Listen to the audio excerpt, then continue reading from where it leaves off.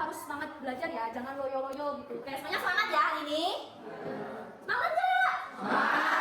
Terus sebelum kita mulai belajar pada hari ini, akan lebih baik apabila kita berdoa lebih dahulu ya semuanya. Oke, Farah bisa dipimpin teman-temannya untuk berdoa. Doa selesai. Sebelum kita mulai belajar, Ibu mau tanya dulu nih. Kalian semua mesti pernah kan ini ketika menunggu berbuka puasa itu pernah nggak sambil memperhatikan sunset atau matahari terbenam? Nah, semuanya mesti pernah lah ya lihat matahari terbenam. Menurut kalian ketika matahari terbenam itu mataharinya pergi kemana? Ada yang tahu nggak? Dalam laut. Berarti ini Kelvin ini lihat matahari terbenamnya di pantai, dari pinggir pantai gitu. Nah, pada hari ini kita akan mencari tahu kemana sih sebenarnya matahari itu pergi ketika matahari itu terbenam, gitu ya. Hari ini kita akan belajar mengenai gerak rotasi bumi, kemudian gerak revolusi bumi. Jadi gerak rotasi bumi itu adalah gerak perputaran bumi. Jadi bumi kita ini akan berputar terus menerus, gitu ya. Salah satu dampak dari rotasi bumi adalah terjadinya siang dan malam. Gerak yang selanjutnya yaitu gerak revolusi bumi. Nah, di sini siapa yang tahu apa itu gerak revolusi bumi? Oke, bagus sekali. Tepuk tangan semuanya untuk Indah. Ibu sedang mempersiapkan satu simulasi. Nanti di situ kita akan melihat bagaimana sih gerak bumi ketika berotasi dan berevolusi. Nah, kita langsung masuk saja yuk simulasinya. Nah ini ya udah semuanya bisa lihat simulasinya kan. Nah ini apabila kita lihat nih dari pesawat angkasa gitu, ketika kita melihat bagaimana bumi kita itu berotasi. Ini ya, ini ada matahari dan ini bumi kita. Ini mengalami siang, sebelahnya malam. Nah selanjutnya ini ketika bumi kita itu berevolusi. Bisa teman-teman lihat ya, anak semua lihat ini bumi kita ini adalah lintasannya atau orbitnya. Kemudian ini adalah matahari. Nah, selanjutnya HP-nya dikeluarkan, semuanya bawa HP kan? Oke, di-scan dulu yuk semuanya. Oke.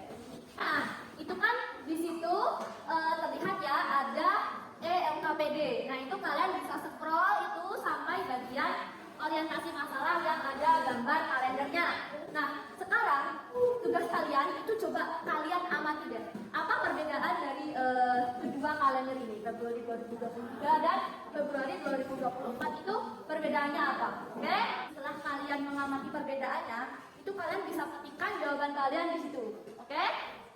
Oke, nah kita sudah mengetikkan di KPD masing-masing. Dan? Oke, nah sekarang Ibu mau tanya. Coba Rangga, kamu bacakan permasalahan apa yang kamu dapatkan? Terdapat perbedaan jumlah hari pada bulan Februari antara tahun 2023 dan 2024. Ya, bagus sekali ya. Semuanya tepuk tangan untuk kamu. Oke, jadi semuanya sama nggak nih permasalahan yang didapat sama kayak Rangga? Sama. Oke. Nah, kenapa hal ini bisa terjadi? Kenapa yang satu 28, yang satunya 29 hari? Nah, untuk memecahkan masalah tersebut, Ibu akan minta kalian untuk berkelompok gitu ya. Satu kelompoknya 5 orang sampai 6 orang. Oke, nah selanjutnya yuk langsung aja kita berkelompok yuk.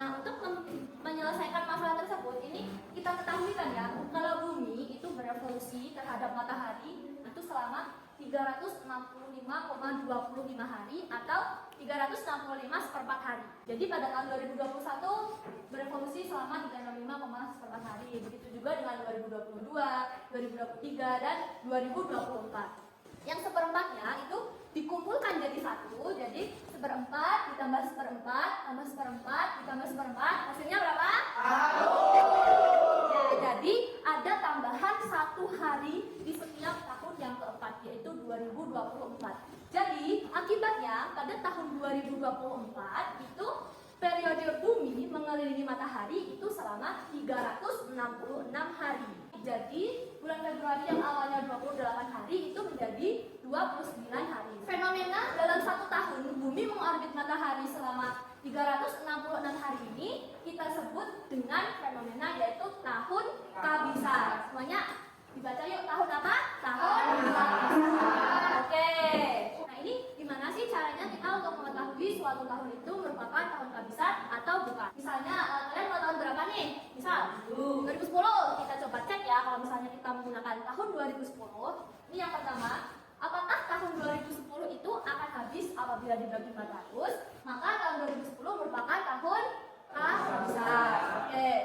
Namun jika tahun 2010 itu tidak habis dibagi 100, kita harus coba cek lagi, apakah tahun 2010 ini akan habis dibagi dengan angka 100? Jika iya, maka tahun 2010 ini bukan tahun kehabisan. Nah, tapi jika tahun 2010 ini tidak habis dibagi 100, kita cek lagi, apakah tahun 2010 ini akan habis jika dibagi 4? Nah, jika habis dibagi 4, maka tahun 2010 merupakan tahun kehabisan. Jika tidak, berarti bukan tahun kehabisan.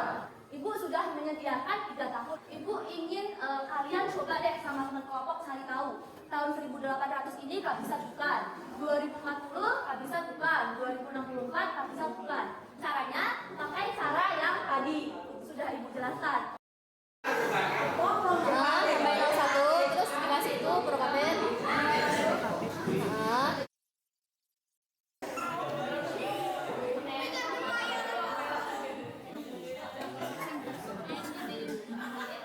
Semuanya sudah selesai kan ya? Nah, ini Ibu mau tanya nih. Pertama, kelompok 1, 1800 ini tahun kehabisan atau bukan? Bukan tahun kehabisan ya. Oke, selanjutnya kelompok 5 deh. Kelompok 5, 2040 itu tahun kehabisan bukan? Tahun kehabisan. Ya, oke. Selanjutnya untuk tahun 2064 Ibu mau tanya kelompok 4. Coba kelompok 4 kehabisan bukan? 2064. Tahun kehabisan. Untuk kelompok 2 sama 3 jawabannya sama nggak? Berarti semuanya betul dalam menghitungnya. Tangan untuk semuanya. Nah, selanjutnya biar lebih masuk itu ya pemahamannya. Ini ada kuis. Nah, silahkan kalian scan ini. Nah, oke, perhatikan semuanya. Oke, jadi itu di situ kan ada beberapa soal ya. Nah, itu untuk mengerjakan soal tersebut, Ibu sudah ada satu bantuan aplikasi, yaitu namanya Scratch. Nanti Ibu share linknya di grup kelas untuk Scratch-nya. Nah, itu nanti kalian tinggal masukkan saja tahunnya, tahun berapa gitu yang sesuai di soal. Itu kalian masukkan ke dalam Scratch-nya, kemudian tekan enter. Nah, itu nanti kalian bisa langsung tahu apakah tahun yang kalian masukkan itu tahun kehabisan atau bukan. Itu ada apa? Oke, kerjakan dimulai dari sekarang.